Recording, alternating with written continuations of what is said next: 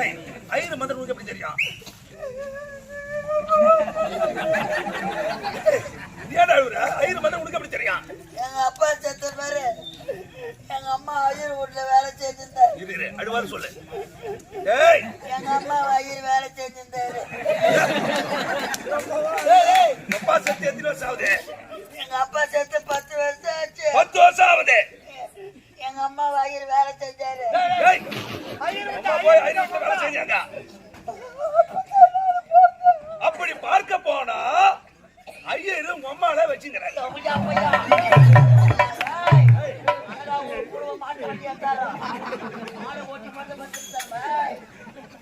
உண்மைதான் சொல்றேன்.